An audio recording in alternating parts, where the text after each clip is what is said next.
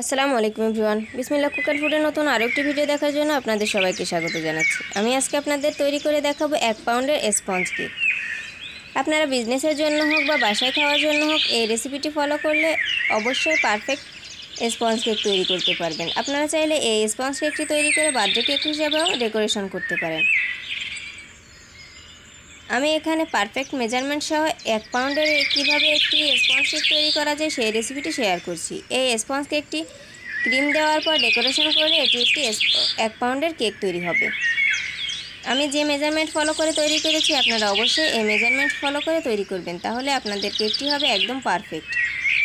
আর যে সব উপকরণগুলো একই রকম মাপ দিয়ে করলে হবে 1 পাউন্ড। আর যদি আপনারা এই উপকরণটা ডবল করে নেন তাহলে কিন্তু 2 পাউন্ডের একটা কেক বেস তৈরি হয়ে যাবে। তাহলে চলুন কিভাবে আমি এই কেকটি তৈরি করি সেটি আপনাদের সাথে শেয়ার করি।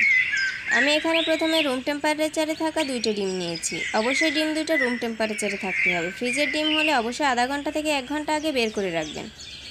এবার এর ভিতরে সামান্য একটু লবণ দিয়ে আমি কিছুক্ষণ বিট করে নেব। আপনারা কিন্তু আগে চাইলে ফোমটা তৈরি করে নিতে পারেন, তবে অত ঝামেলা না করে এভাবেও কিন্তু কেকটা খুব ভালো হবে। এবার আমি এখানে হাফ কাপ চিনি নিয়েছি। এই চিনিটা আমি 2বারে ডিমের সাথে মিশিয়ে নেব।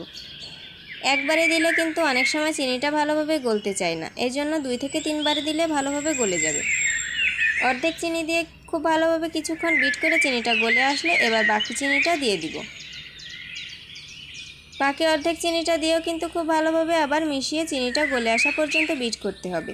এখানে চিনিটা যদি খুব ভালোভাবে গলে না আসে তাহলে কিন্তু কেকটা তৈরি হওয়ার পর উপরে ভিজে ভিজে থাকবে, কেকটা কিন্তু একদমই ভালো হবে না।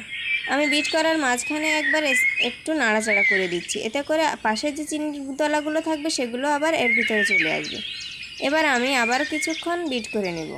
এই সময়টা আমি বলছি না, আপনারা আপনাদের বিটারের স্পিড অনুযায়ী বিট করে নেবেন, তবে অবশ্যই মিডিয়াম স্পিডে বিট করতে হবে, হাই স্পিডে বিট করা যাবে না। আমি বিট করতে করতে যখন আমার মিশ্রণটা এমন হয়ে গেছে তখন কিন্তু আমার ডিমের ম্যারিনেডটা তৈরি হয়ে গেছে। এবার আমি এর ভেতরে এসেন্স ব্যবহার করব। আমি এখানে কয়েক ফোঁটা অরেঞ্জ এসেন্স দিচ্ছি, আপনারা চাইলে ভ্যানিলা এসেন্সও ব্যবহার করতে পারেন। আর কোনো এসেন্স না থাকলে আপনারা এখানে 1 চা চামচ পরিমাণ লেবুর রসও দিয়ে দিতে পারেন। এটা অবশ্যই যে কোনো কিছু ব্যবহার করতে হবে, তা না হলে কিন্তু ডিমের একটা গন্ধ থাকবে। এবার আমি এই সব কিছু আবার একটু মিশে যাওয়া পর্যন্ত বিট করে নেব। এবার বেশিক্ষণ বিট করার প্রয়োজন নেই। এবার বিটারের কাঁটা দুটো সরিয়ে নিয়ে এর ভেতরে আমি শুকনো উপকরণগুলো মিশিয়ে নেব। শুকনো উপকরণগুলো আমি চেলে নেব। এর জন্য আমি এখানে নিয়ে নিচ্ছি হাফ কাপ পরিমাণ ময়দা, আর দিয়ে দিচ্ছি 1 টেবিল চামচ পরিমাণ কর্নফ্লাওয়ার, দিয়ে দিচ্ছি হাফ চা চামচ পরিমাণ বেকিং পাউডার। আমি এখানে শুকনো উপকরণ হিসেবে আর কিছু ব্যবহার করব না। এবার এই শুকনো উপকরণগুলো খুব ভালোভাবে চেলে মিশিয়ে নিতে হবে। দেখুন যে লাম্পসটা থাকবে এটা আমি ফেলে দিব। এবার খুব ভালোভাবে আলতো হাতে মিশিয়ে নিতে হবে। যে কোনো একদিকে ঘুরিয়ে ঘুরিয়ে এই মিশ্রণটা মেশাতে হবে। খুব বেশি চাপাচাপি করে মেশালে কিন্তু ডিমের ফোমটা নষ্ট হয়ে যাবে, আর ডিমের ফোমটা নষ্ট হলে কিন্তু কেকটা একদমই ভালো হবে না। এবার আমি এর ভেতরে দিয়ে দিচ্ছি 1 চা চামচ পরিমাণ হোয়াইট ভিনেগার বা সাদা সিরকা। এই ভিনেগারটা দেওয়ার কারণে কেকটা কিন্তু ফুলে উঠে আর চুপসে যাবে না। আপনারা অবশ্যই এটা দেওয়ার চেষ্টা করবেন, আর হাতের কাছে এটা না থাকলে কুসুম গরম পানিও দিয়ে দিতে পারেন 1 চা চামচ পরিমাণ। এবার আমি আবারও খুব ভালোভাবে একটু মিশিয়ে নিচ্ছি। আমার মিশ্রণটা মেশানো হয়ে গেছে।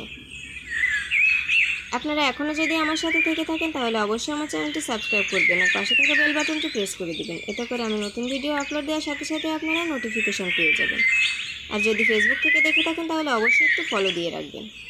দেখুন আমার মিশ্রণটা কেমন হয়েছে। এবার আমি 6 ইঞ্চি একটি মোল্ডের নিচে বেকিং পেপার বিছিয়ে এই পুরো মিশ্রণটা দিয়ে দেবো।